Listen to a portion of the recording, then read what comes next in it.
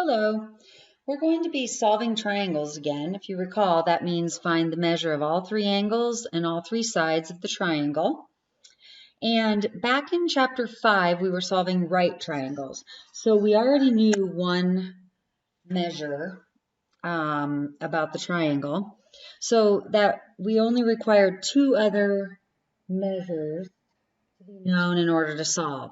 So for example, my triangle on the left, I have one angle and one side, okay? And we know we could use our SOHCAHTOA to set up an equation and solve. So for example, if I know an angle and a side, I could find another side. I can always find the other angle. So if we wanted to find, let's say we wanted to find side B, then we said, okay, in relation to this angle 25, this is the adjacent side and this is the hypotenuse. So we could say, okay, the cosine of 25 degrees is B over 15 and then solve. All right. Over here on the right, I had two sides, so we could always find the hypotenuse using Pythagorean theorem. And then we could use SOHCAHTOA again to find angle A or B and finish solving. So we've already talked about right triangles. What about triangles that are not right triangles? Okay, in chapter 8, we're going to be looking at solving oblique triangles, which basically means an oblique triangle is an angle that does not have a right angle.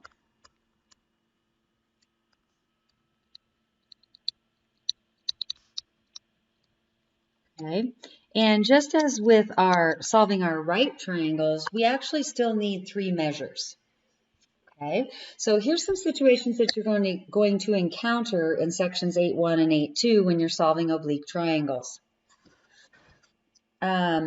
So here I have in the first triangle on the upper left, I have an angle, and then I have a side opposite one of those angles. So we call this situation angle, angle, side. Okay. In the middle, I still have two angles, but now I know the side between those two angles. So we call that angle, side, angle. Two angles and the included side. Across the top third side, I have an angle, and then I have a side and a side.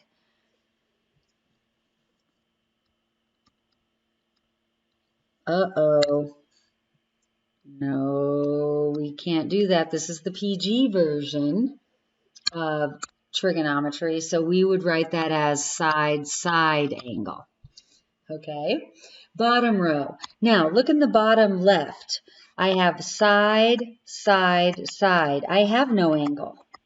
Okay, so that it is possible to find those three angles.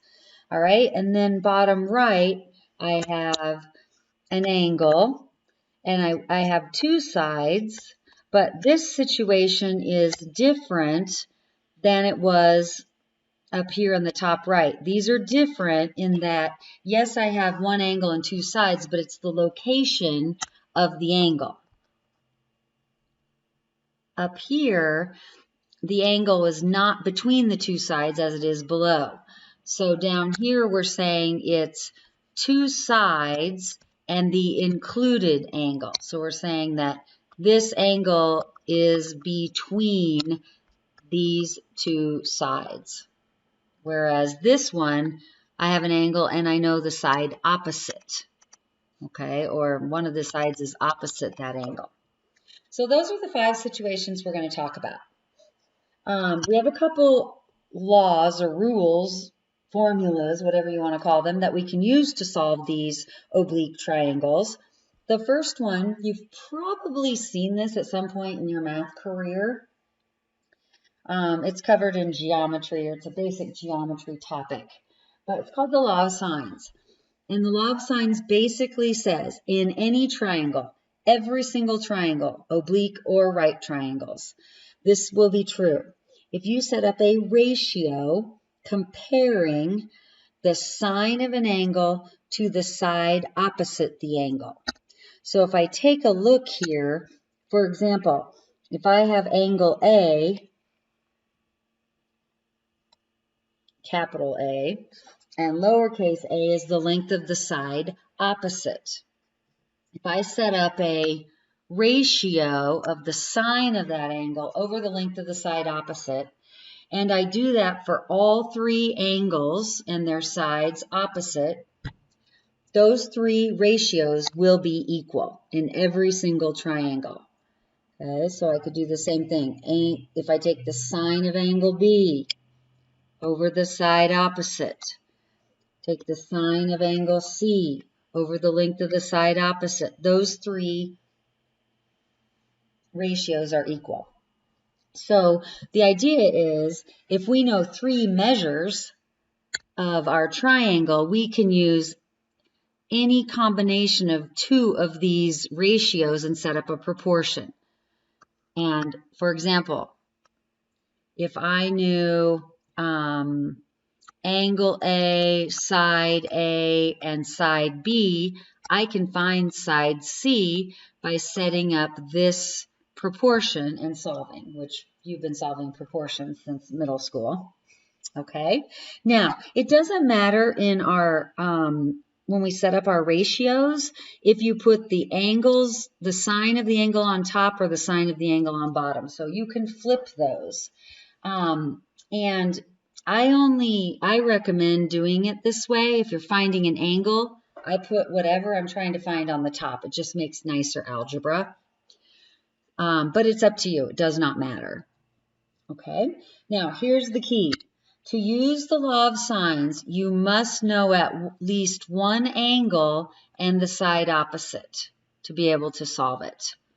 Okay, so you need one angle and the side opposite.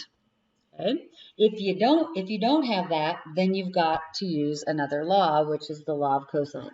So if I go back and look at my previous situation, in this first case, angle, side, I have an angle and a side opposite. So I can use the law of sines. Here I have two angles, but I don't have the side opposite either one. But I have a side, and if I have two angles, I can find this angle because I know that the three angles of a triangle add up to be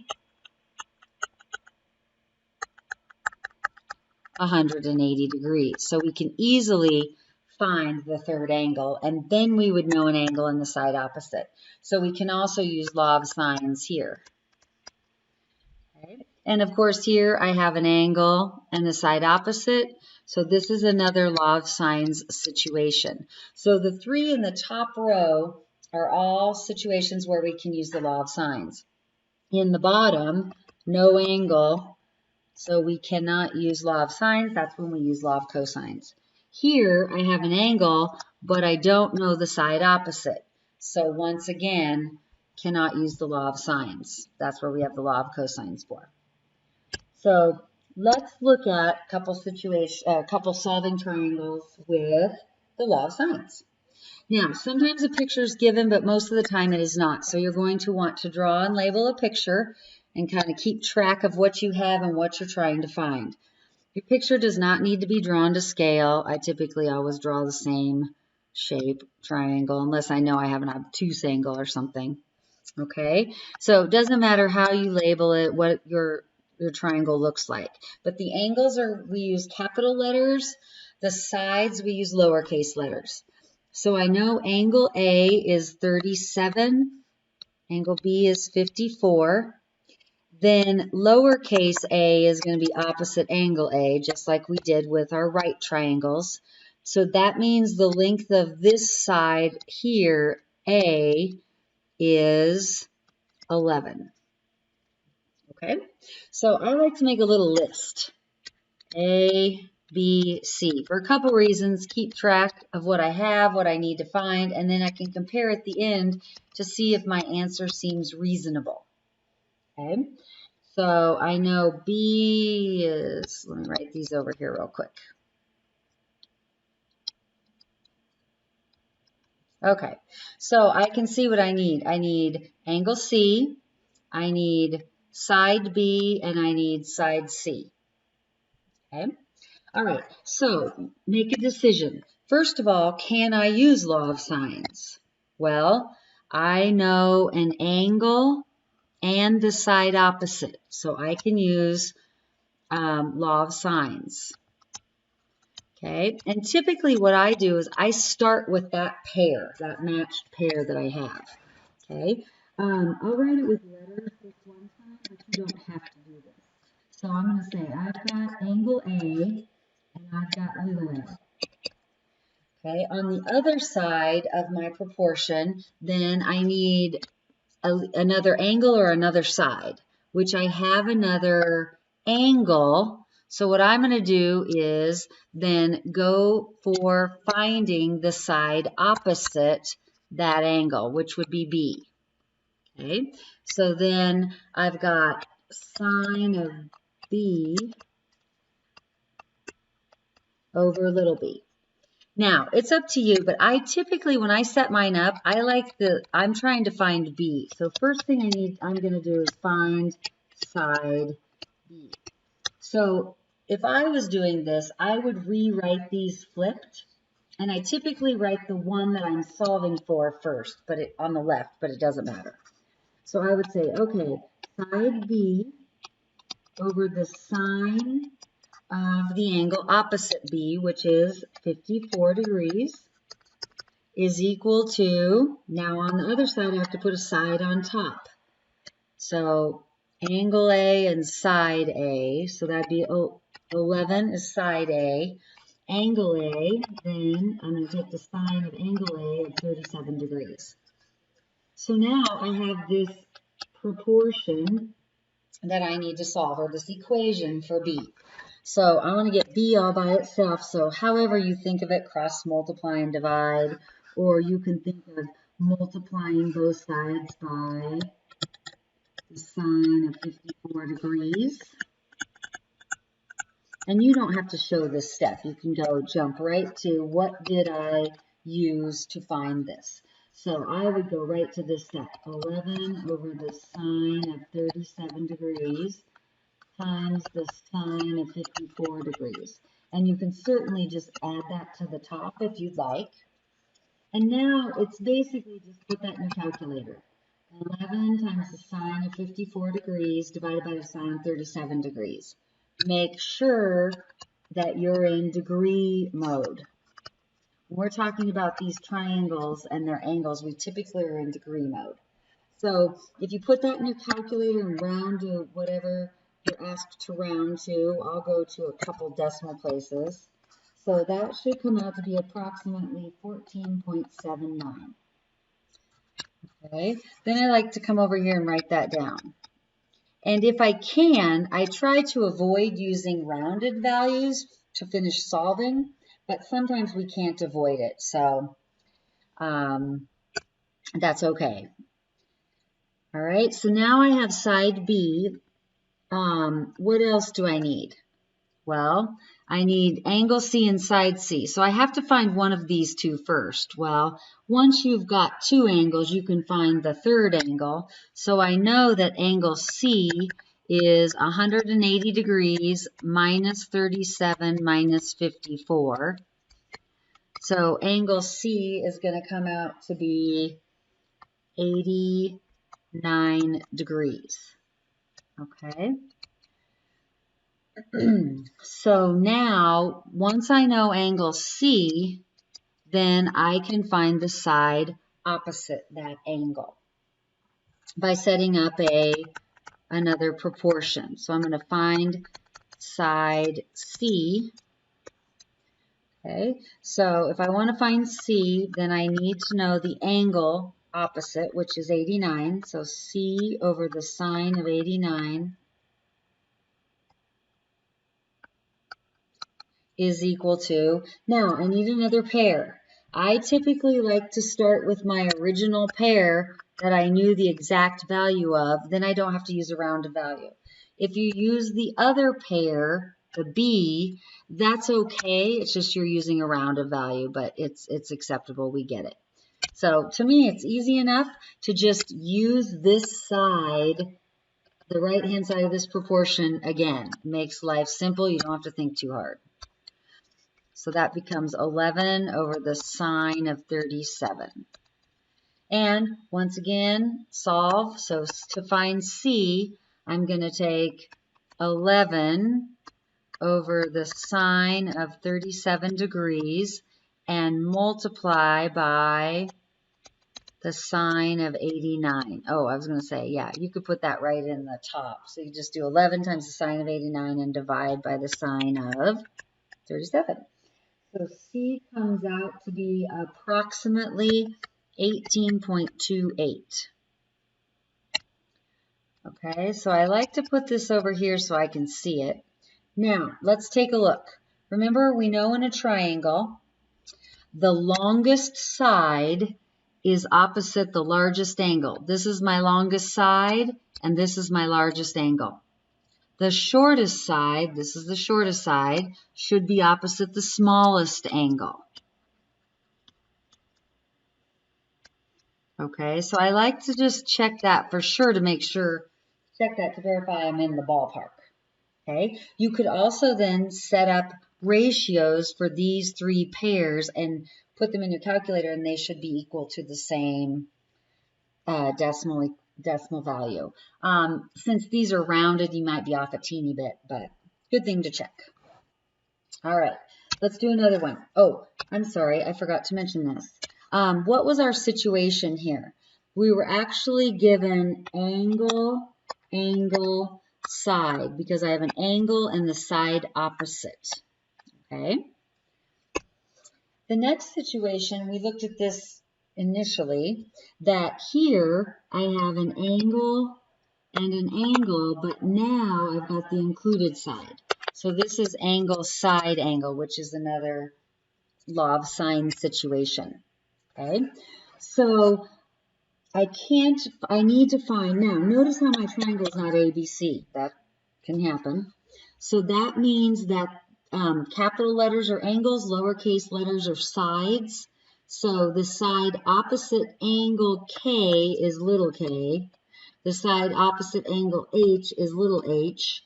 And the side opposite angle P is little p. Okay. So the only side I have is the side opposite angle P. Well, that's a problem because remember I have to have an angle and the side opposite. But since I have two angles here, I can find P first. So P is equal to 180 minus 113 minus 36. So angle P is 31 degrees. Okay.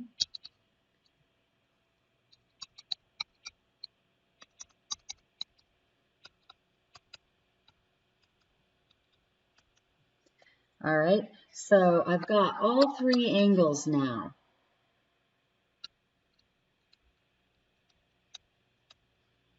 And I've got one side, which this is 14. All right, so you can see over here, I need H and I need K. Does it matter which one you find first? Absolutely not. Once again, we'll set up a proportion. I'm going to go ahead and find H first. So I'm finding H, which means then I need the angle opposite H. So here's side H, here's the angle opposite. So it'd be H over the sine of 113 degrees is equal to, now I need another pair, which I probably should write this in here. Here's the pair that the only other side I was given would be 14. So it'd be 14 over the sine of 31. Okay. And now I solve. So to find H, I take 14 times the sine of 113 degrees divided by the sine of 31 degrees, which, put that in my calculator and round, I should come out with 25.02. And once again, here's a pair, a matched pair, side and an angle that we know. and just use that again. So now I'm going to find K. So K over the sine of 36 is equal to 14 over the sine of 31 degrees. And then to find K, cross multiply and divide, or multiply both sides by the sine of 36. So K comes out to be approximately 15.98. So let's double check. Where's my largest angle? 113. Is this my longest side? Yes, it is. My smallest angle, 31. Is this my shortest side? Yes, it is. Okay. So you could also check then by setting up a proportion for all of those. Sine of the angle over the side, sine of the angle over the side, sine of the angle over the side. They should all be equal. There you go. We still have one more situation to look at, and that was that angle side side case, and we'll do that in a separate video.